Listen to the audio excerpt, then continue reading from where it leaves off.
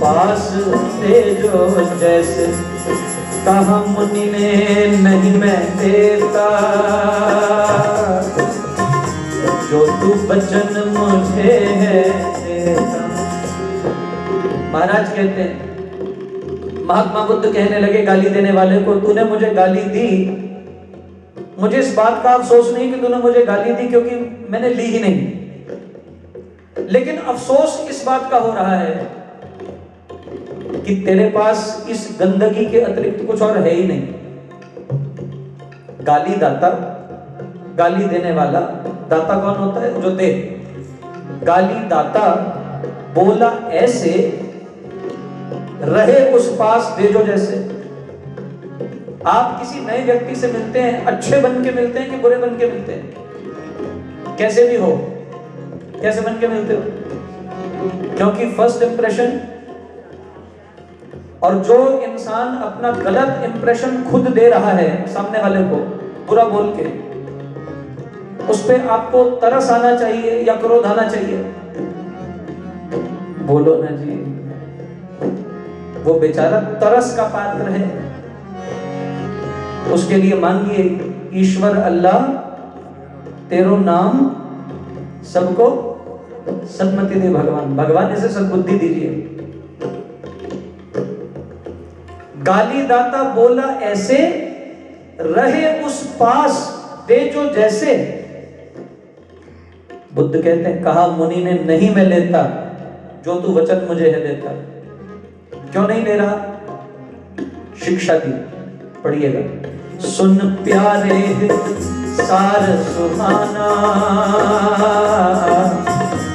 लहू से धुले ना लहू का पाना, आग से आग बुझे ना प्यारे, कुवचन नहीं कुवचन निवारे। सुन प्यारे सार सुहाना, तुझे काम की बात बताता हूं जो तेरे मन को भा जाए, सुहा जाए, मीठी लगे, तेरे मन में घर कर जाए, ऐसी बात बताता हूं। बुद्ध ने उपदेश दिया, किसी कपड़े पे लहू लग जाए, उसे लहू से धोओगे? बोलो ना जी।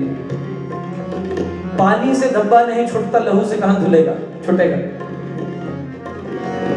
खून का धब्बा पानी से छूट जाएगा? फीका पड़ता, छूटता नहीं। सुन प्यारे हितसार सुहाना, लहू से धुले ना लहू का बाना। आग बुझानी हो और आग लगाते, आग से आग बुझे ना प्यारे। जैसे लहू से लहू नहीं मिटता, आग से आग नहीं मिटती, ऐसे ही बुरे कठोर वचन से बुरे कठोर वचन को मिटाया नहीं जा सकता। क्या करना चाहिए उसके लिए? बोले तीसरा लक्षण, पढ़िएगा जरा ध्यान से। तीसरा लक्षण तम सुख खानी,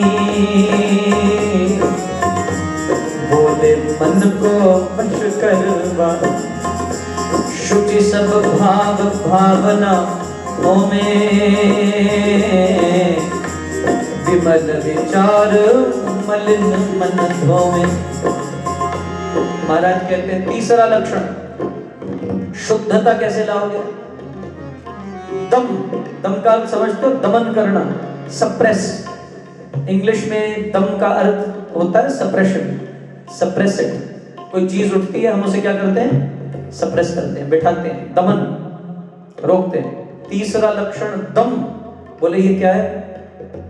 वलवला उठ रहा है अंदर, शब्द उमड़ रहे हैं, क्रोध आ रहा है, आंखें बड़ी हो गई हैं, भाव भंगिमाएं बदल गई हैं। बोले उस समय क्या करना?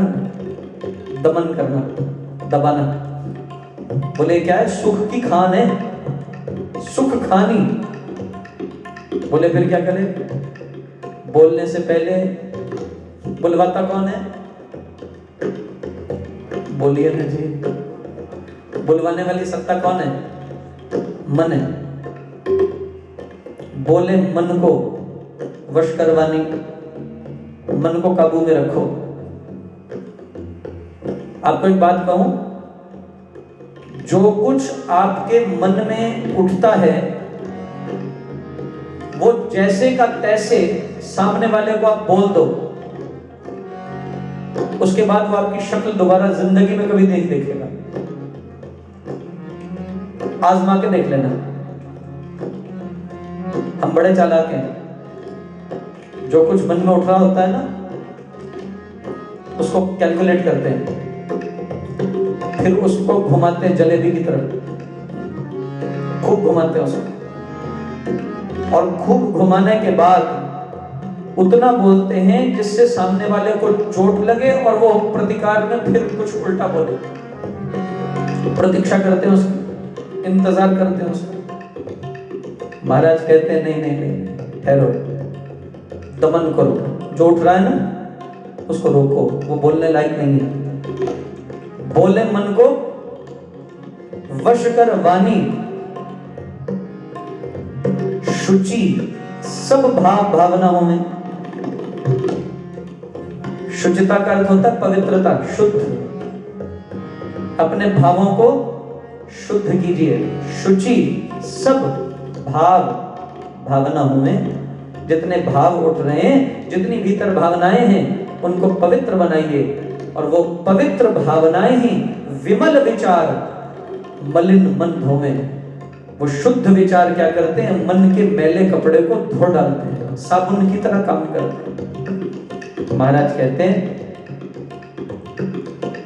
3 चीजें छोड़ दीजिए, हिदायत दी है, ये खराब करती हैं हमें। कौन कौन सी 3 चीजें छोड़िए? पढ़िए। वैर द्वेष कुवासना छोड़े, पाप ताप का नाता तोड़े, सर्वथा मन वश कर ही विचारे, ऊंच नीच सभी की सहार, और कर्म से दूर न जाना, आन बान को अंत निभाना, दमन धर्म सुधुरा पहचानो, मन वश करना उत्तम मानो, मैं तेरे बिना और नहीं जाना, गुण गावा नित तेरे, मैं तेरे बिना और नहीं जाना, गुण गावा नित तेरे।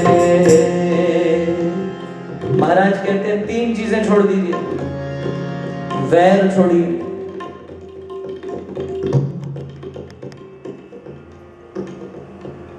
द्वेष छोड़िए। फिर द्वेष का अर्थ कर दो। द्वेष किसे कहते हैं? किसी इंसान में कितने ही गुण क्यों ना हो, उसके एक अवगुण को पकड़कर उससे लड़ाई करना, उसकी निंदा करना, पैशन करना, ये क्या है? द्वेष। आपने कभी गुलाब के पौधे उगाए? उगाए? नहीं उगाए तो ना बोल दीजिए। उगाए? कभी फूल उगने के बाद तोड़ा है अपने हाथ से, पिकिंग की है उसकी? क्या होता है उसकी शाखा पे? बोलो ना, कांटे होते हैं। आपका सरोकार किससे? बोलो ना जी। कितने कांटे होते हैं और कितने फूल होते हैं एक शाखा पे?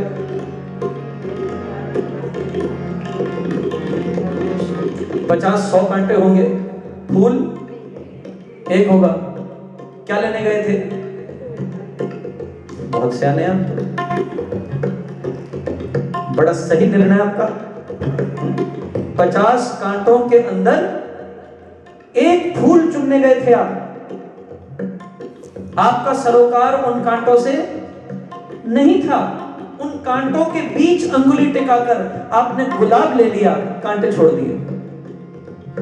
हर इंसान कैसा है? उस गुलाब के पौधे की तरह, उसमें सैकड़ों कांटे, गुण एक हाथ निकलता है। लेना क्या आपको उससे? बोलो ना भैया। उदाहरण समझ में नहीं आ रहा तो मैं दोबारा समझा देता हूं, समझाने के लिए ही बैठा हूं।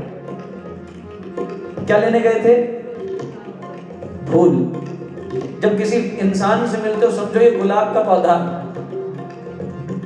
इसमें फूल कितने हैं? एक शाख पे एक ही फूल है, कितने कांटे हैं?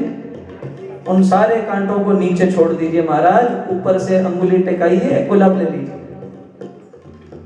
क्यों उसके जीवन में वो उलझते हो, क्यों गुत्थम गुत्था होते हो? महाराज कहते हैं द्वेष छोड़ दीजिए। और महाराज कहते हैं कुवासना, बुरी वासना। वासना क्या होती है? बार बार उपभोग की तृष्णा, बार बार भोगो, ये वासना है, काम है। महाराज कहते हैं इसे छोड़ दिए। कुवासना छोड़े। पाप ताप का कल मैं व्याख्या कर रहा था, पश्चाताप की। पाप करते हो ना, उसके पश्चात क्या होता है? ताप होता है,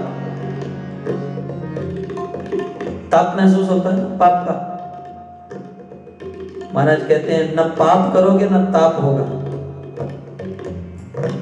आपकी consciousness will never prick you from within. Don't commit a sin for your consciousness not to prick you. करेगी नहीं, पापी मत कीजिए, जड़ मिटा दीजिए, तो पौधा कहां से निकलेगा? पाप ताप का नाता तोड़े। पाप कहां से आता है? इन तीन चीजों से। कौन कौन सी? कहां से आता है पाप?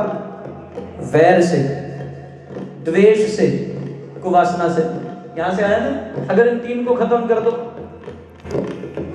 न पाप होगा न ताप होगा। पाप ताप का नाता तोड़े। महाराज कहते हैं जरा सोच के देखो, सर्वथा मन वश कर ही विचारे। अपने मन को जो बेकाबू हो जाता है ना, आप जानते हैं हमारे आगे कभी भी कोई परिस्थिति आए हम हड़बड़ा जाते हैं। We need some time to think on it and come to a right decision. जब परिस्थिति आए तो seclude yourself from the world. Try to sit in complete silence. Try and be observative of your own mind. Let your mind cool down. सर्वथा मनवश कर ही विचारे। और फिर सोचो, जो दुर्गुण सामने वाले में है क्या वो मेरे में है? और अगर वो मेरे में है तो उसको दोष देना व्यर्थ है। कहीं तो मेरे से भी एग्रीवेट हुआ होगा कोई। सर्वथा मनवश कर ही विचारे। ऊंच नीच सभी की सहारे। क्यों? महाराज कहते हैं एक साधक को शोभा देता है कि वह धर्मानुकूलेन आचरण करे। ऊंच नीच सभी की सहारे के लिए जानते हो आप उदाहरण किसका दिया यहां पे? भीष्म का। अगले दोहे में भीष्म का उदाहरण दिया इससे अगले में, प्रेम से गाइएगा। और कर्म से दूर न जाना, खान पान को अंत निभाना, दमन धर्म सुधुरा पहचानो, मन वश करना उत्तम मानो। महाराज कहते हैं कर्म से दूर न जाना, करने से दूर मत हटो, आन बान को अंत निभाना, कर्म से विमुख न हो, प्रतिज्ञा संकल्प गौरव की भावना, यह आन है। और बान का अर्थ होता है आभा, चमक। अपनी चमक कम मत होने दो, अपना तेज कम मत होने दो, अपनी गौरव की भावना को धब्बा न लगने दो। आन बान को अंत निभाना, आखिर तक निभाओ। कैसे निभाओ? अपने मन को दबा के। दमन धर्म सुधुरा। धुरा का अर्थ समझते हैं? धुरा किसे कहते हैं? जी, धुरा क्या होती है? धुरा होती है, जैसे धरती है ना, ये धुरा है, आधार है। दमन धर्म सुधुरा पहचानो। महाराज कहते हैं मन वश करना उत्तम मन को काबू करना सबसे उत्तम तरीका है। कैसे करना? अगले दोहे में उसका उल्लेख किया। भीष्म ने यही व्रत पाला, पितृवंश का टुकड़ा टाला, ब्रह्मचारी सब जग में जाना, सत्यवादी सभी ने माना, मैं तेरे बिना और नहीं जाना, गुण गामा नित तेरे, तेरे बिना और नहीं जाना, गुण गामा नित तेरे। महाराज कहते हैं भीष्म थे ना, कौन थे? कहानी सुनी होगी आपने, गंगा पुत्र थे। शांतनु और गंगा के पुत्र का नाम था देवव्रत। गंगा ने अपने 7 पुत्र पैदा होते ही जल में डुबा के मारे। कौन थे वो? 8 वसु थे, जिन्होंने वशिष्ठ की कामधेनु गाय चोरी की थी, और वशिष्ठ ने उन्हें श्राप दिया था, तुम 8 वसु होकर, धन के देवता होकर एक गाय चोरी करते। चोरी मनुष्य लोगों का अपराध है, देवताओं का नहीं। मैं तुम्हें श्राप देता हूं, तुम्हें इंसान बन के पैदा होना पड़ेगा। और जब श्राप मिला, वसु परेशान हो गए। एक वसु ने चोरी की थी, 7 ने केवल 7 निभाया था, और सबको श्राप मिल गया। याद रखो, बुरे इंसान का साथ निभाने वाला व्यक्ति भी अपराधी बनता है, दंड का भागी वो भी बनता है। 8वां वसु वशिष्ठ जी के पास गए और जाकर कहने लगे, प्रभु चोरी तो इसने की थी, अपनी पत्नी को तुष्ट करने के लिए कामधेनु चुराने ये आया था, साथ हमने निभाया था, हमें किस बात की सजा है? बोले फिर एक काम करो, तुम सजा से विमुक्त होना चाहते हो, इंसान बन के तो पैदा होना ही पड़ेगा, लेकिन कोई ऐसी मां ढूंढो जो तुम्हें पैदा होते ही मार दे, ताकि तुम्हें श्राप से तुरंत मुक्ति मिल जाए। लेकिन ये जो 8वां वसु है, इसे तो दंड भोगना ही पड़ेगा, इसका छुटकारा नहीं हो सकता। इसलिए जो पहले 7 पुत्र हुए वो कौन थे? वो 7 वसु जिन्होंने चोरी में साथ निभाया था। गंगा ने पैदा होते ही उन्हें मार दिया। शांतनु के साथ शर्त क्या रखी थी? जिस दिन तू मेरे से प्रश्न पूछेगा, उस दिन मैं तुझे छोड़ के चली जाऊंगी। ये शांतनु और गंगा कौन थे? ये भी देवकोटि के थे। ब्रह्मा जी की सभा में गंगा ने पारदर्शी वस्त्र पहने हुए थे, और शांतनु सिर नीचा करने की जगह उसके शरीर को देख रहे थे। ब्रह्मा जी ने जैसे ही देखा, शांतनु को श्राप दिया, गंगा को। वासना युक्त होना ये देवों का नहीं, मनुष्यों का कर्म है। मैं तुम्हें श्राप देता हूं, तुम 2 नंबर लोक में जाओ, इंसान बन के पैदा हो। गंगा भी छुटकारा चाहती थी, शांतनु भी चाहते थे। गंगा ने पैदा होते ही 7 पुत्र डुबा दिए। 8वां पैदा हुआ। शांतनु ने प्रश्न किया, ठहरो गंगा, क्या कर रही हो? गंगा ने कहा, महाराज कारण तो मैं बता दूंगी, लेकिन आज के बाद आपका और मेरा साथ खत्म हो गया। ये पुत्र देवव्रत, ये वही 8वां वसु है जिसने अपराध किया था। वही भीष्म बने। नाम भीष्म नहीं था, प्रतिज्ञा के कारण भीष्म प्रतिज्ञा ली, प्रतिज्ञा के कारण भीष्म के नाम से जाने गए, नाम था देवव्रत। इसलिए ध्यान दीजिएगा, जब गंगा चली गई शांतनु को छोड़कर, तो एक केवट की पुत्री सत्यवती, उस पर शांतनु का दिल आ गया। केवट के पास रिश्ता लेकर गए सत्यवती का। केवट ने क्या कहा? बोले महाराज शादी तो मैं कर सकता हूं, इससे उत्तम वर मुझे कहां मिलेगा अपनी कन्या के लिए, लेकिन मुझे एक सोच सताती है।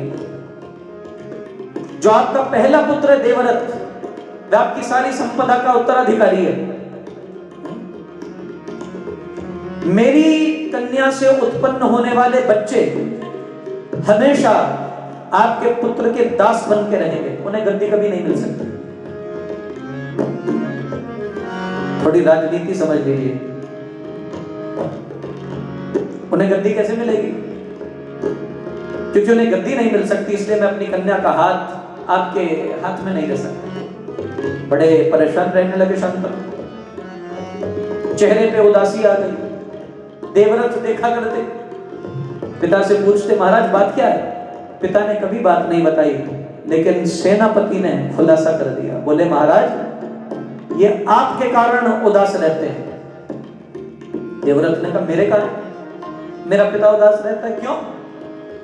बोले क्योंकि वो विवाह करना चाहते हैं सत्यवती से, लेकिन केवट ने शर्त रख दी। पिता को बगैर बताए देवव्रत केवट के पास गए और जाकर कहा मुझे अपनी बेटी का हाथ मेरे पिता के लिए दे दो। शायद इतिहास में पहली बार कोई बेटा बाप का रिश्ता करने गया होगा। बाप बेटों के रिश्ते करते हैं, लेकिन पहली बार किसी बेटे ने बाप का रिश्ता किया। केवट ने कहा लेकिन गारंटी क्या है? देवव्रत ने कहा मैं तुम्हें एक गारंटी दे सकता हूं, सूर्य चंद्र पृथ्वी को साक्षी मानकर मैं तुम्हें वचन देता हूं, मैं जिंदगी में कभी शादी ही नहीं करूंगा। मैं आजीवन ब्रह्मचर्य को धारण करता हूं। महाराज कहते हैं, पढ़िएगा, भीष्म ने यही व्रत पाला, पितृवंश का दुखड़ा टाला, ब्रह्मचारी सब जग में जाना, सत्यवादी सभी ने माना। महाराज कहते हैं अपने बाप के दुखड़े मिटाने के लिए पितृवंश का दुखड़ा टाला, सत्यवती को लेकर आ गए। और जब सत्यवती सामने खड़ी थी, शांतनु ने कहा बेटा क्या सौदा करके आए हो तुम? शांतनु के नेत्रों से अश्रु फूट पड़े। तुमने क्या कीमत अदा की इसको लाने की? देवव्रत ने कहा पिताश्री, उस पुत्र को धिक्कार है